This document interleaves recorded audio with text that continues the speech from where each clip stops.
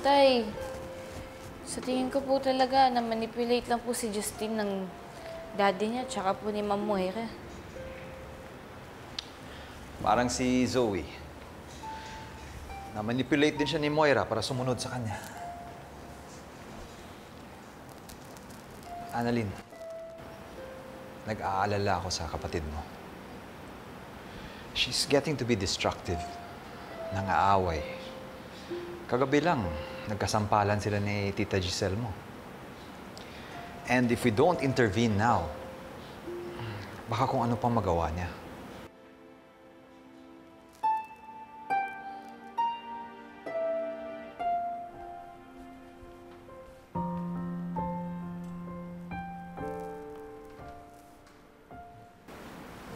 Zoe. Dad, Annalyn, pwede ko ba kayo makausap? Oo naman, anak. First off, I want to say thank you for letting me talk to you. I know I haven't been myself for the past few days. At ikaw, Annalyn, I almost hurt you physically. Pati si Tita Giselle, inaway ko din. And with that, I'm really, really sorry. Dad, I had an epiphany. Ngayon na wala na si Mommy.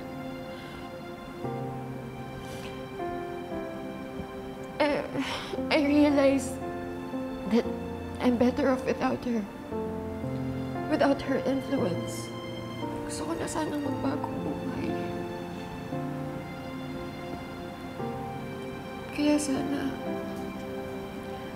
sana you find it in your hearts na patawarin ako.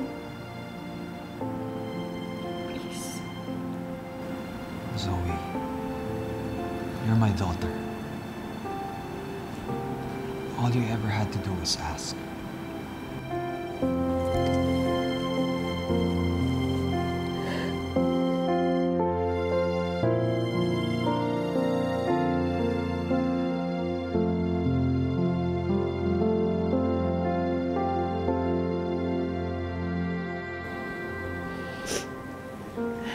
Annalyn.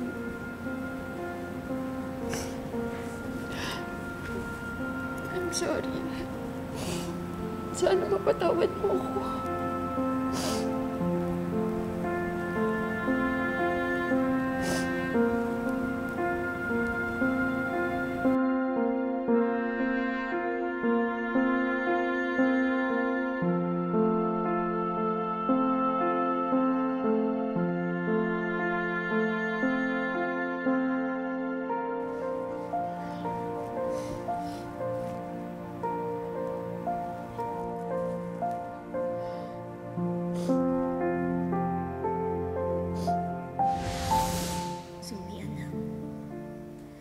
Katawang lupa na lang ng mami mo ang iniwan niya sa atin.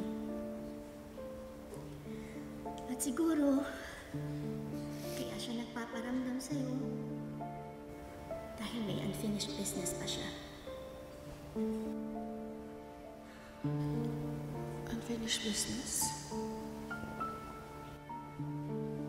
Oo. Dahil may unfinished business pa ang mami mo, kaya siya nagpaparamdam sa'yo. Unfinished business na dapat mong tapusin. Ano yung unfinished business niya?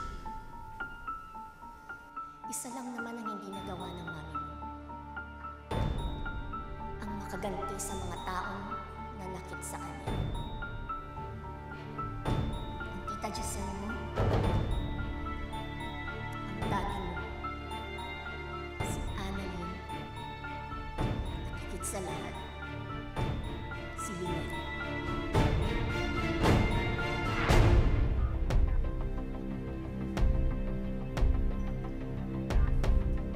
Promise, Mommy.